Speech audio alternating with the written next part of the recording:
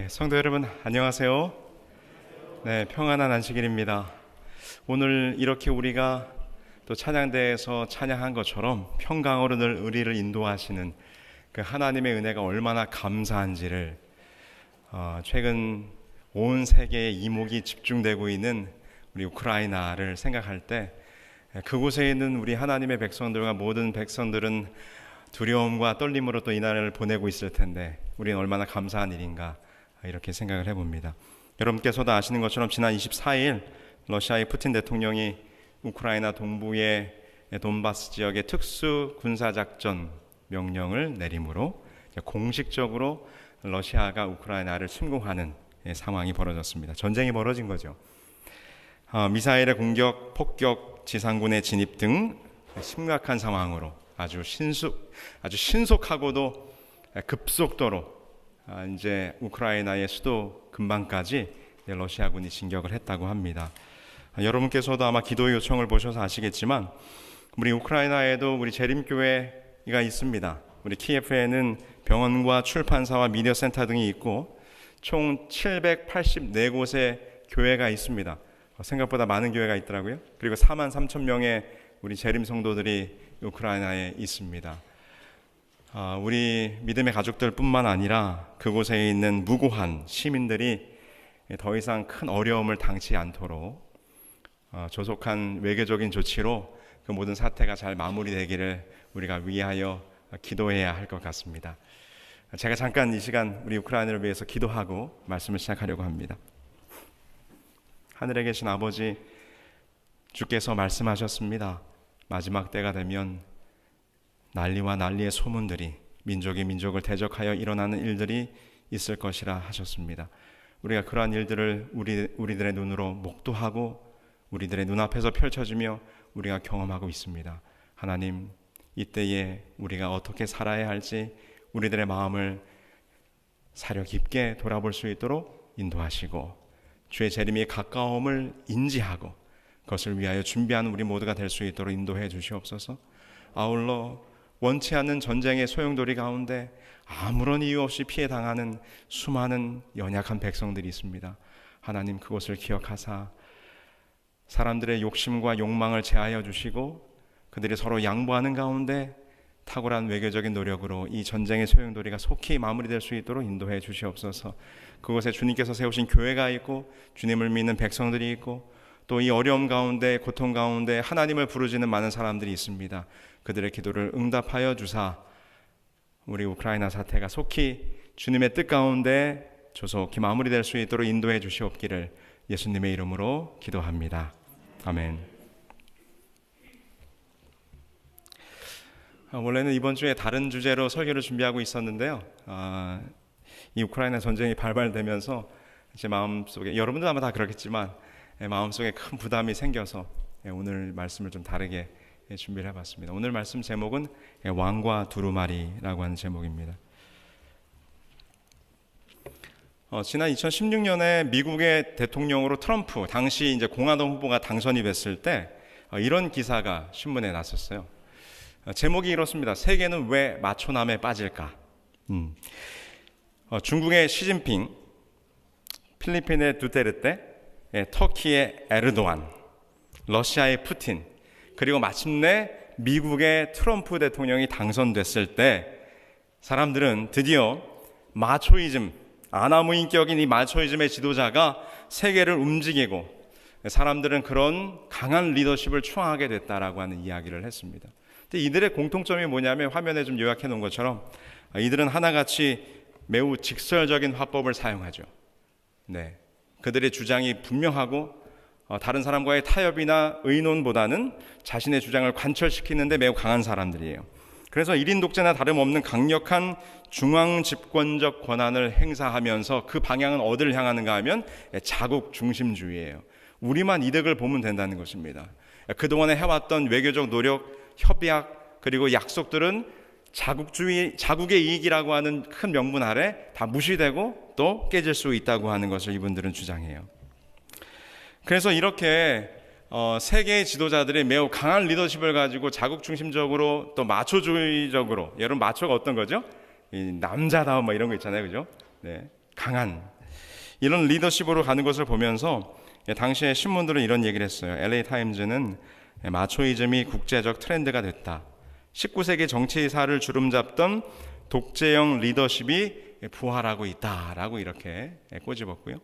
영국의 파이낸셜 타임즈는 스트롱맨의 부활이 국제 정치 트렌드가 되고 있다라고 평했어요. 그러면서 이 기사는 말하기를 푸틴에서 시작된 마초맨이 이 스트롱맨의 퍼즐 조각이 트럼프의 열풍으로 완성되었다라고 이 신문 기사의 내용은 그렇게 내용을 마무리하고 있습니다. 그러면서 사람들이 지도자를 선택하는데 그 지도자의 도덕성이나 인권 등과 같은 사회적 가치 등은 매우 부차적인 문제가 됐어요. 좀 무식해도 괜찮아. 더러워도 괜찮아. 어떻게만 해둘라고요? 잘 살게만 해줘. 돈 벌게만 해줘. 우리만 잘 살면 되지라고 하는 오로지 이권만 생각하는 이 세속적 리더십에 사람들이 열광하게 됐다는 것입니다. 그것이 오늘의 사회를 이끌어가는 세계 리더십의 모습이고 사람들이 거기를 추앙하고 있다고 하는 거죠. 이제 트럼프가 당선됐을 때쯤, 이게 2016년도 기사니까요. 이제 그때쯤 이런 진단과 평가들이 막 나왔어요. 그런데 그로부터 몇 년 뒤에 이 전 세계가 코로나로 이제 몸살을 앓기 시작할 때 연세대학교 경영학과 교수인 정동일 교수가 본인이 집필하고 있는 신문 칼럼이 하나 있어요. 정동일의 혁신 리더십이라고 하는 칼럼에서 그가 이렇게 얘기했어요. 이 마초이즘 리더십이 몰락하고 있다. 그러면서 그 이유를 뭘로 평가했는가 하면 바로 이 코로나19 사태 때문이다라고 이야기했습니다. 여러분도 아마 다 기억하실 거예요. 이 트럼프 대통령 얼마나 이렇게 아주 그냥 자기의 주장이 강하고 스트롱맨으로서 보였습니까? 근데 코로나가 막 시작될 때 트럼프가 뭐라고 얘기했습니까? 이 코로나 별건 아니다. 나는 절대 마스크를 끼지 않으리라. 근데 본인이 뭐죠? 코로나에 걸렸죠. 그래서 미국이 초기에 이 적극적으로 바이러스에 대응하지 못해서 세계 최악의 방역 국가라고 하는 오명을 쓰면서 트럼프의 지지율이 하락하고 아주 급락하게 됩니다. 그리고 여러분도 아마 기억하실 거예요. 브라질을 이끌어왔던 자이르 대통령이라든가 아니면 영국의 존슨 총리 같은 사람들도 마스크를 왜 쓰냐? 막 그러다가 본인이 막 걸려가지고 응급실에 실려가고 그러면서 지지율이 급락하는 이런 모습들이 이제 코로나가 벌어지면서 우리 세계 속에 등장하게 됐어요. 그러면서 이제 이 교수님이 코로나19 사태에 유연하게 대처하지 못한 이 마초즘 리더십이 몰락하고 있다라는 평가를 하게 된 기사를 제가 읽었습니다. 그런데 그 와중에 여전히 강한 리더십으로 국민의 지지를 받고 있는 사람이 있어요. 누구죠? 네, 바로 이번 사태를 일으킨 푸틴 대통령입니다. 이번 우크라이나 전쟁을 일으킨 명목상의 이유가 다른 여러 가지가 있지만 사실 그 내막은 무엇인가 하면 많은 전문가들이 평하기를 지금 그러니까 헌법을 개정해서 최대 2036년까지 그러니까 푸틴의 나이 83세까지 장기 집권할 수 있는 모든 법안적인 토대를 다 마련했어요. 그래서 그가 이렇게 전쟁을 일으킨 이유는 자기 국내를 결속하고 본인의 지지율을 높여서 자기가 늙어 죽을 때까지 이 정권을 장악하고자 하는 그런 독재적 야욕이 있기 때문이다라고 이렇게 평가합니다. 근데 여러분 실제로 푸틴이 러시아에 매우 주목받는 정치인으로 등장하고 그가 크게 정치적 리더십을 발휘한 데는 3번의 전쟁이 있었습니다. 그가 이 3번의 전쟁을 그의 리더십을 확고히 하는 데 사용했어요. 그게 언젠가 하면 1999년 제2차 체첸 전쟁 때 그가 아직 이름도 모르는 아주 젊은 정치인일 때 이 체첸과의 전쟁을 아주 탁월하게 이끌면서 그가 급부상합니다. 그리고 2008년에 있었던 조지아 전쟁, 그리고 여러분들이 잘 아는 2014년에 크림반도 전쟁. 실제로 크림반도 전쟁 이후에는 러시아는 물가가 급상승하고 경제는 아주 파탄이 났어요. 그럼에도 불구하고 그의 지지율이 80% 이상으로 치솟았습니다. 왜냐하면 옛날 이 소비에트의 영광을 강한 러시아를 보여준 푸틴에 대하여 이 국민들은 열광했다는 것입니다. 그래서 이 푸틴은 그걸 잘 알고 있어요. 3번의 전쟁을 통해서 자기가 강한 리더십으로 등장했고 그것이 유지되어 왔고 그것이 러시아에 먹힌다는 것을.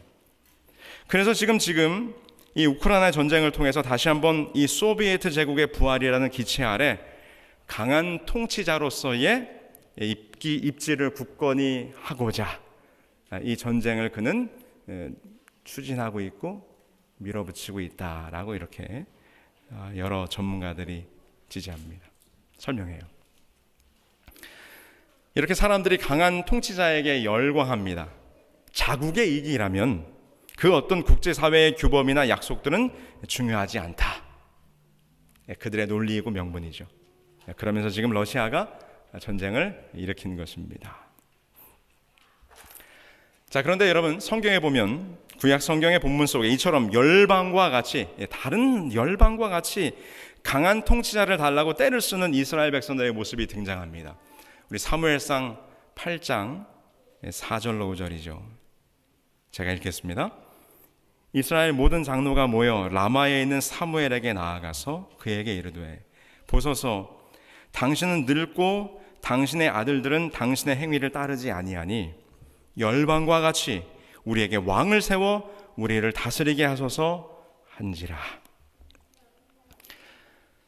사무엘 시대까지는 이제 사사의 시대였죠. 근데 그 사무엘의 아들들이 좀 시원치 않아서 여러 가지 부정부패를 저지르게 됩니다. 그러자 그 백성들이 이제 장로님들을 선동해가지고 더 이상 우리에게 당신의 아들들의 리더십이 통하지 않는다. 그래서 무엇을 세워달라고 요청해요?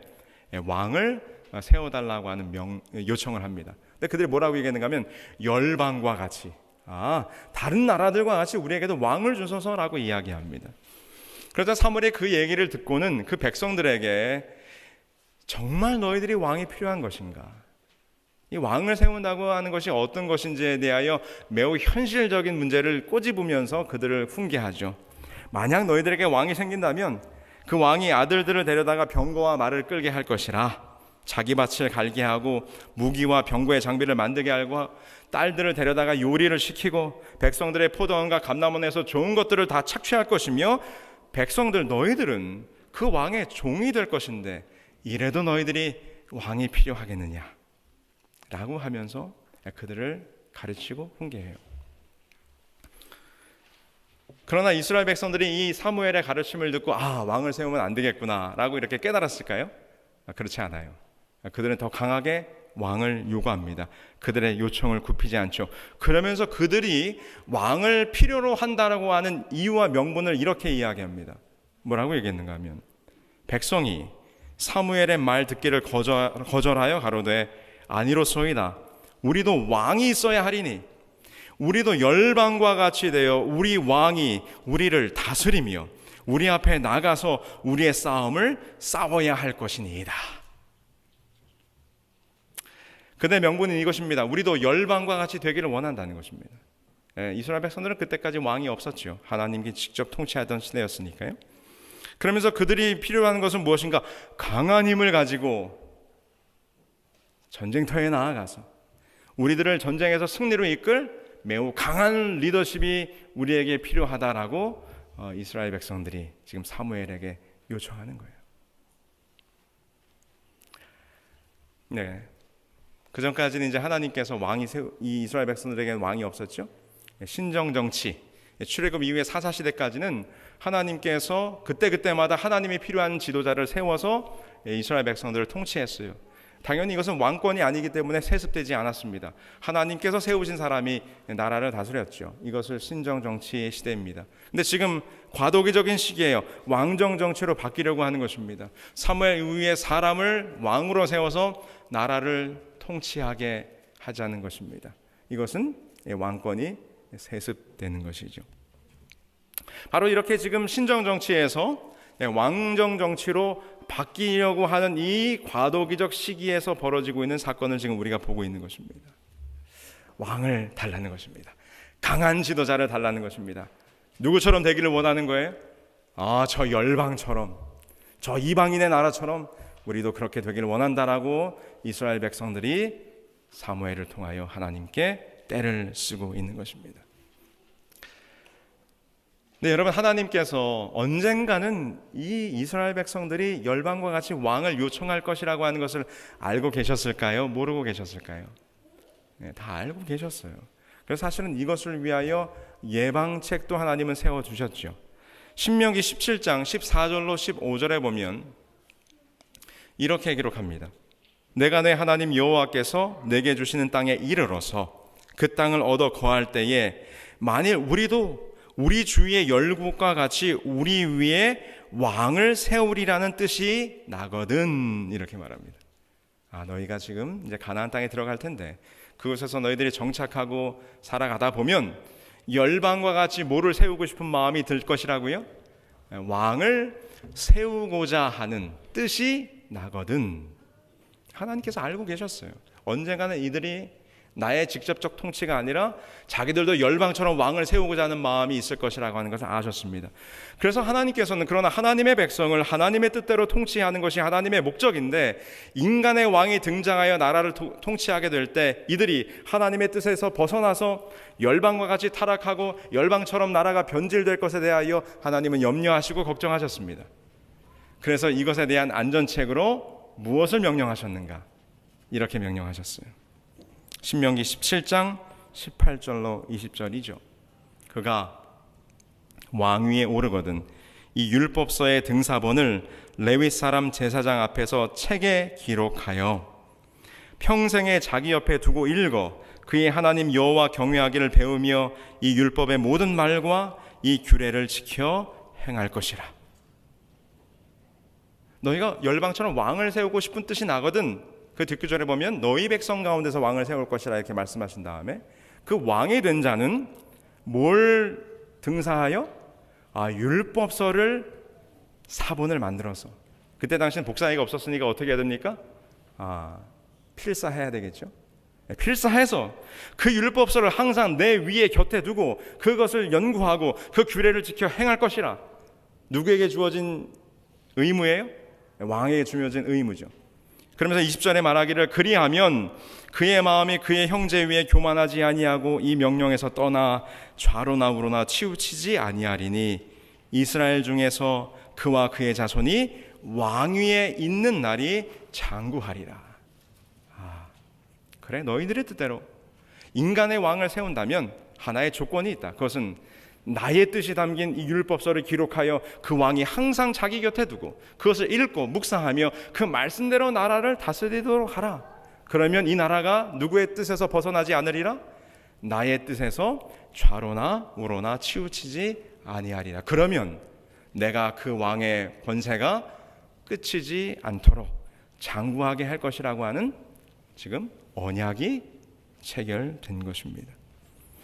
근데 여러분, 이 이스라엘이 왕이 된 사람이 첫 번째로 해야 될 의무는 무엇인가 하면 여기 분명히 이렇게 기록하고 있어요. 그 율법서의 두루마리를 뭐하라? 등사하여. 백기라는 말이죠. 필사하라는 말입니다. 오늘 우리가 지금 2022년도 우리 모든 성도님들이 성경 필사하고 있죠. 왕이 된 자는 그 율법서를 필사하여 자기 곁에 두는 것이 첫 번째 의무예요.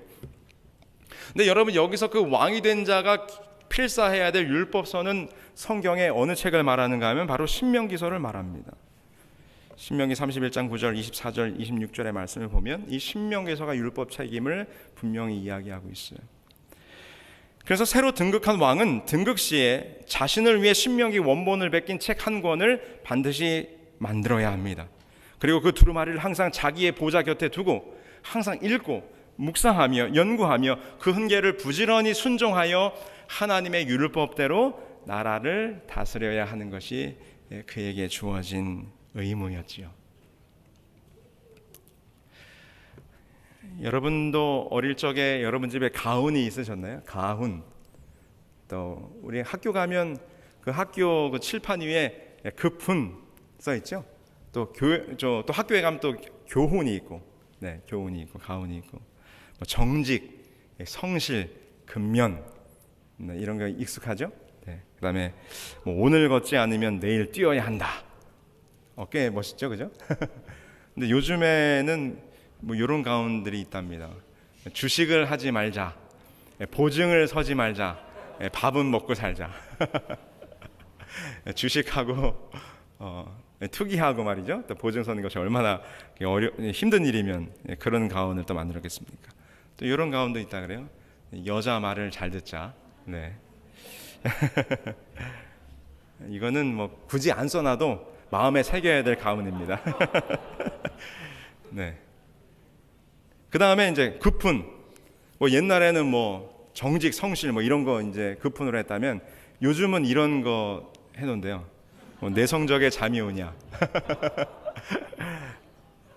그 다음에 뭐 대학의 문은 좁지만 우리는 날씬하다. 뭐 이런 급훈. 네. 그 다음에 요즘에 이제 뭐 워낙 아이돌들 이제 아이들이 좋아하니까 이런 급훈도 있습니다. 칠판 보기를 송중기 보듯. 그 다음에 칠판은 트와이스고 교과서는 여자친구다. 뭐 이런 급훈을 한다 그럽니다. 여러분 왜 이렇게 가온이나 급훈을 적어 놓습니까? 그것을 왜 기록하여 항상 곁에 두고 바라봅니까? 그렇게 살자고 하는 결심이죠. 그렇게 살아보자고 하는 노력이 담겨 있는 거죠.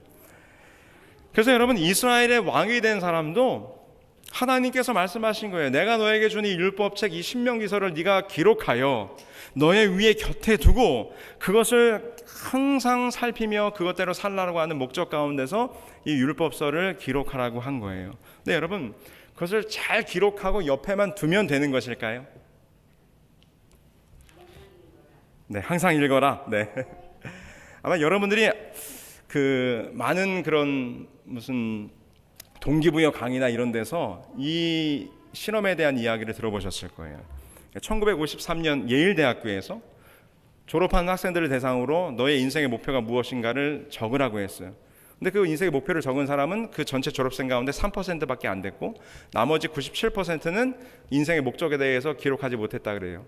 그래서 20년 뒤에 그들이 기록한 그 인생의 목표를 찾아보니까 어떤 사람들이 목표를 기록한 사람들은 크게 성공해서 그 예일대학교의 연구 결과에 의하면 목표를 기록한 3%의 사람들이 가지고 있는 부가 나머지 27%의 친구들보다도 훨씬 많았다. 이런 이야기 들어보셨죠? 저도 한두 번 정도는 이 예화를 사용해 본 것 같아요. 근데 이런 비슷한 그 실험이 또 있었어요. 1979년 하버드의 이 MBA 졸업생들을 대상으로 역시 비슷한 실험을 했는데 같은 결과가 나왔다고 하는 것입니다.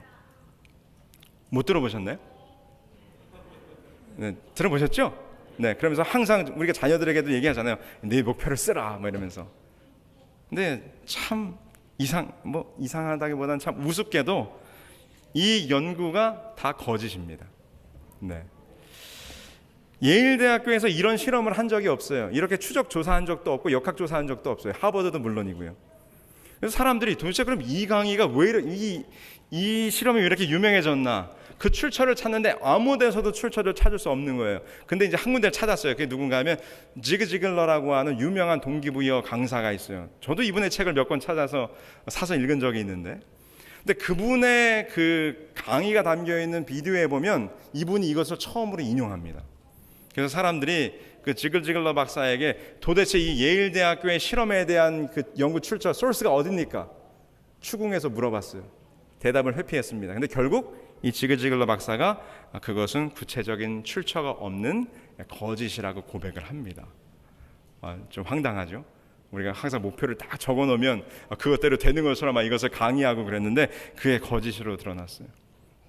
근데 여러분 뭐 목표를 적어놓는 게 나쁘다는 것이 아니라 포인트는 이것입니다.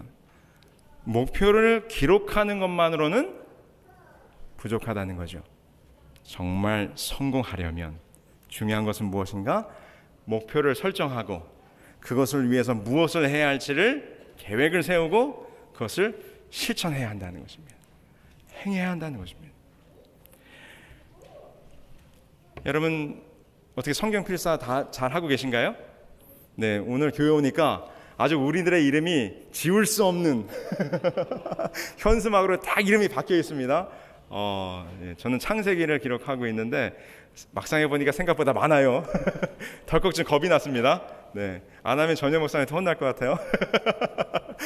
네, 여러분, 근데 말씀을 적으니까 얼마나 좋은지 몰라요, 그 시간이. 네, 말씀을 적으면서 더 그 말씀을 깊이 묵상하게 돼요. 근데 여러분, 우리가 말씀을 적는 것만으로는 부족하다는 것입니다. 우리들의 삶 속에 늘 말씀이 우리 곁에 있지요. 그러나 우리가 매일 말씀을 곁에 두고 있는 것만으로는 부족하다는 것입니다. 그 말씀을 읽고 그 말씀을 묵상하며 그 말씀대로 실천하며 살아야 하는 것입니다. 매일매일의 삶 속에서 하나님의 말씀을 실천하며 그 말씀을 삶 속에 실현하며 살아야지만 하는 것이죠. 여러분, 이스라엘 왕들이 이 율법책을 기록하고 그것을 항상 곁에 두며 하나님의 율법대로 그 나라들을 통치하는 일에 그것을 잘 실행했었어야 됐는데 그렇게 했을까요? 네. 그렇게 언약을 지키는 왕들이 되었을까요? 우리가 잘 알죠. 구약의 역사를 보면 그 왕들이 그렇게 하지 못했습니다. 그것은 곧 언약의 파기를 의미하는 것이고 언약이 깨지게 된 것입니다. 그래서 하나님께서 네가 이 언약대로 율법대로 나라를 통치하면 그 왕좌가 영원토록 장구하리라고 언약을 주었지만 그 왕들이 그 언약대로 통치하지 않으므로 이스라엘이 멸망하게 돼요. 먼저 어디부터 멸망했죠? 북방 이스라엘부터 멸망합니다. 열왕기하 17장 13절로 15절에 보면 그 멸망의 원인을 이렇게 정확하게 진단해요. 여호와의 율례와 여호와께서 그 열조로 더불어 세우신 언약과 경계하신 말씀을 버리고 허무한 것을 쫓아 허망하며 또 여호와께서 명하사 본받지 말라 하신 사면 이방 사람을 본받았으므로 그들이 멸망합니다. 그러니까 북방 이스라엘의 왕들 가운데서는 한 명도 선한 왕이 없었죠. 하나님의 뜻대로 그 율법서대로 나라를 통치하는 왕이 없었어요. 그러므로 그 나라는 하나님의 심판을 받아서 멸망하게 된 것입니다. 그들이 언약을 깨뜨렸기 때문에. 근데 머지않아 남방 유다도 멸망하게 됩니다. 그래서 여러분, 이 남방 유다를 향하여 활동했던 수많은 선지자들이 그 유다의 왕들이 하나님의 뜻대로 행하지 않음에 대하여 질책하고 경고했던 내용들이 선지서에 기록되어 있는 거예요. 므낫세와 그의 후계자 아몬의 통치 기간 가운데 특별히 언약책은 완전히 잊혀져 버리게 됩니다. 그래서 남방 유다도 멸망하게 되죠. 한 나라를 다스리는 왕이 하나님의 뜻대로 순종하며 그 율법대로 통치해야 되는데 그것을 하지 못하게 되자 이 이스라엘이 어떻게 되었습니까? 그 사회가 타락하고 부패하고 부도덕하게 됩니다. 그래서 타락한 이스라엘의 모습을 아모스는 이렇게 묘사하죠. 아모스 2장 6절로 8절에 여호와께서 가라사대 이스라엘의 서너 가지 죄로 인하여 내가 그 벌을 돌이키지 아니하리니 이는 저희가 은을 받고 의인을 팔며 신 한 켤레를 받고 궁핍한 자를 팔며 가난한 자의 머리에 있는 티끌을 탐내며 겸손한 자의 길을 굽게 하며 부자가 한 젊은 여인에게 다녀서 나의 거룩한 이름을 더럽히며 모든 단 옆에서 전당 잡은 옷 위에 누우며 저희의 신의 전에서 벌금으로 얻은 포도주를 마심이니라.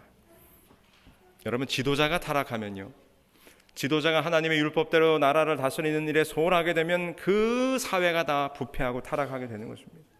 지금 여기에 기록되어 있는 이 이스라엘의 부패된 모습을 보세요. 탐욕이 가득하고 욕망이 가득하고 연약한 자를 억압하고 압제하는 모습이 그 사회에 만연하게 됐다는 것입니다. 그 지도자가 하나님의 율법에서 벗어났을 때 그 타락함과 부패함이 얼마나 심했으면 하나님이 심판하지 아니하고는 그 환부를 도려내지 아니하고는 어찌할 수 없는 상태로 나라가 타락했다고 하는 것입니다. 요즘 우리가 사는 사회도 이와 같지 않습니까? 부정과 부패가 만연하는 세상이에요. 요즘 우리가 이제 한국 대선 가운데 있죠. 그런데 사람들이 말합니다. 한 나라의 지도자로 대통령으로 찍을 사람이 없다. 한국의 거대 양당의 유력한 두 후보들에게 얼마나 많은 의혹들이 있는지 몰라요. A 후보에게는 이런 문제, B 후보에게는 저런 문제. 그들이 다 앞에 나와서 마이크를 잡고는 공정과 정의와 자유민주주의의 가치를 소리치고 있지만 정작 그 후보자 본인들이나 그 가족들의 모습은 그렇지 못해요. 부정과 부패가 가득한 세상입니다. 오늘날 지도자들의 모습 가운데서 정말 정직하며 공의와 정의로움으로 이 세상을 통치하는 지도자를 우리가 찾을 수 있을까? 마치 이스라엘이 멸망할 때처럼 요즘 우리 이 세상도 부정과 부패와 타락으로 이 세상이 어디를 향하여 가고 있습니까? 하나님의 심판을 향하여 가고 있는 모습을 우리가 보게 됩니다. 이렇게 이스라엘의 왕들이 하나님과의 언약을 깨뜨리고 그들이 하나님의 언약대로 나라를 통치하지 않자 하나님께서 이런 조치를 내리십니다. 어떤 조치를 내리시는가 하면 그 언약책을 봉인하라 그래요. 여기 이사야서에 그 말이 처음 나오는데 이사야 8장 16절에 너는 증거의 말씀을 싸매며 율법을 내 제자들 가운데서 봉함하라 이렇게 말합니다. 그 율법책이 봉인돼요. 그래서 후에 이사야는 말하기를 이 책이 봉인되었기 때문에 우리가 그것을 읽을 수 없다고 말합니다. 그러므로 모든 계시가 너희에게는 봉한 책의 말처럼 되었으니 그것을 글 아는 자에게 주며 이르기를 그대에게 청하노니 이를 읽으라 하면 그가 대답하기를 그것이 어떻게 됐으니 봉해졌으니 나는 못 읽겠노라 할 것이요 라고 말합니다. 이스라엘 백성에게 언약으로 주었던 그 언약책이 봉인됐어요. 그 왕들이 하나님의 뜻대로 통치하지 아니하고 그 나라가 부패하고 타락함으로 말미암아 언약이 깨지게 되자 하나님이 그 언약책을 봉인했습니다. 그래서 그들이 그것을 읽어도 내가 읽을 수 없노라. 그 책이 봉인되었으므로. 여러분 이 말의 의미가 무엇입니까? 그들이 정말 뭐 책을 가리웠기 때문에 못 읽는 그런 의미가 아니죠. 그들이 하나님의 계시된 뜻을 분별하지 못할 만큼 타락하게 됐다는 것입니다. 하나님의 말씀이 그들에게 주어졌지만 그것을 읽을 수는 있으나 그것대로 살아가는 것이 무엇인지를 완전히 잃어버린 백성이 됐다는 것입니다. 오늘 우리들에게 성경이 있고 말씀이 있지만 그 말씀을 오늘 우리가 읽는다고는 하지만 그 말씀대로 살아가지 못한다면 우리도 또한 그 말씀이 오늘 우리들에게 있을 때 그 말씀이 봉인된 자로 우리가 살아가고 있음을 우리는 이 모습 속에서 발견하는 거예요. 읽기는 읽지만 하나님의 율법대로 공의롭고 공평하게 나라를 다스리지 않고 그렇게 살지 않으니 그 뜻을 이해하지 못하게 된 것입니다. 봉인된 거예요. 그래서 여러분 구약의 이 언약의 역사는 구약의 언약의 책은 다윗 왕권의 몰락으로 봉함되게 되었어요. 닫혀지게 되었어요. 여러분 하나님의 언약이 닫혀지면 안 되죠. 다시 열려야죠. 그리고 그분의 공의와 공평과 정의로움이 다시 먼 천하 앞에 드러나야 합니다. 그럼 도대체 언제 그렇게 될 수 있는가? 여러분 언제까지 이 세상은 부패하고 타락한 지도자들에 의하여 유린될 것인가? 여러분 이 땅에서 올라오는 지도자들로서는 이 부패와 타락의 고리를 끊을 수 없을 것입니다. 그래서 사실은 예레미야 선지자가 말하기를 이것이 봉함되었고 이 다윗 왕가가 몰락할 것이라고 예언했지만 그러나 그 말미에 희망을 주고 있어요. 어떤 희망을 주고 있는가? 그가 이렇게 말합니다. 여호와께서 이와 같이 말씀하시니라 이스라엘의 집에 왕위에 앉을 사람이 다윗에게 영원히 끊어지지 아니할 것이며 북방 이스라엘도 망하고 남방 유다도 다 멸망해서 그 왕족이 다 멸망한 것처럼 보이지만 예레미야가 말하기를 그렇지 않을 것이라. 다윗의 자손 가운데서 분명히 그 왕위에 앉을 참 왕이 올 것이라고 예레미야가 희망의 메시지를 남겨두고 있는 것입니다. 그래서 여러분들 바벨론 포로에서 돌아온 이후의 유대인들의 문헌들을 보면 그들이 한결같이 무엇을 강하게 기다리고 있는가 하면 그들을 이 세상의 속박에서 구원할 참되신 왕 메시아에 대한 열망이 그들의 마음속에 매우 강함을 보게 돼요. 누가 오셔야만 이 땅의 왕이 아니라 하늘에서 오실 왕이 오셔야만 이 세상의 모든 악의 고리를 끊을 수 있음에 대한 기대가 그들의 마음속에 있었다는 것이죠. 그래서 드디어 이 구약의 약속이 신약에서 누구에게로 말미암아 성취됩니까? 예수 그리스도로 말미암아 성취되죠. 이것에 대해서 누가복음이 정확히 설명하죠. 그가 큰 자가 되고 지극히 높으신 이 아들이라 일컬어질 것이요 주 하나님께서 그 조상 다윗의 왕위를 그에게 주시리니 영원히 야곱의 집을 왕으로 다스릴 것이며 그 나라가 무궁하리라. 그 약속된 왕은 누구십니까? 예수 그리스도십니다. 구약의 타락한 나라, 멸망한 나라, 그래서 봉인된 그 언약책, 그 연결고리, 그 악의 고리를 끊고 그 나라로 하여금 다시 은혜의 왕국으로 회복시킬 왕이 나타나셨어야 해요. 그분이 누구십니까? 메시아죠. 여러분, 그와 똑같은 일이 이 말세에 일어날 것입니다. 이 세상의 지도자들이 타락하고 이 세상이 타락하고 우리가 살아가는 세상이 억압과 압제로 가득한 세상으로 점점 더 악의 구렁으로 들어갈 때 이 땅에서 일어날 왕으로는 이것을 끊을 자가 없어요. 누가 다시 오셔야 합니까? 약속된 메시아가 재림하셔야지만 이 세상의 악한 역사가 끝나게 될 것입니다.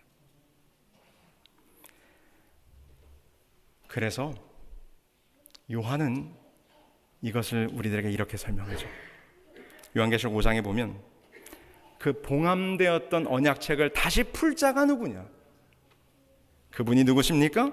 하나님의 보좌에 앉으신 어린 양 되신 예수 그리스도라고 설명하는 것입니다. 십자가에서 우리를 위해서 승리하시고 왕으로서의 보좌에 앉으신 예수 그리스도만이 이 봉함된 언약책을 다시 풀어내실 수 있어요.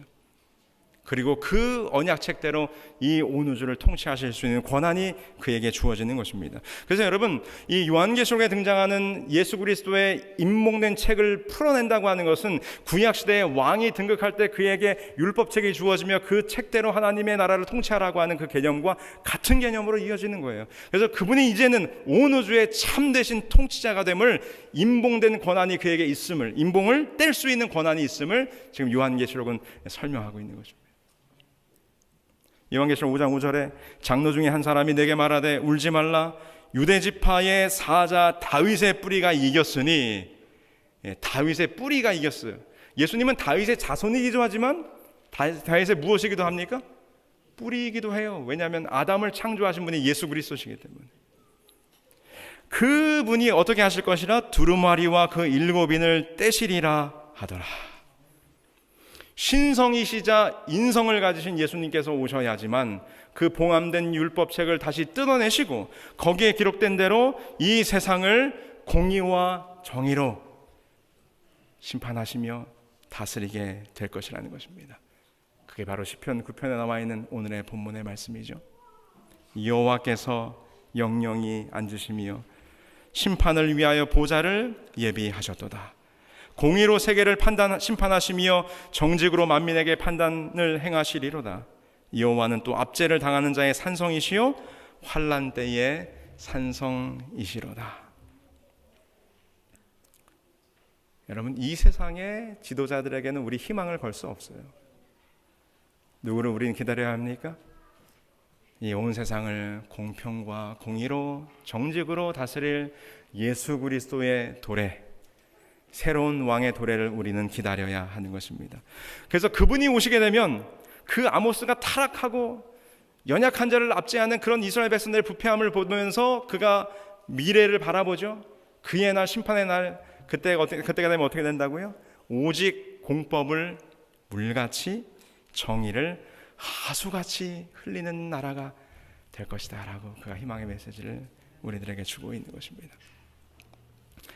성도 여러분, 우리는 이 세상의 부조리함과 부패와 욕망에 사로잡힌 타락한 지도자들의 모습을 봅니다.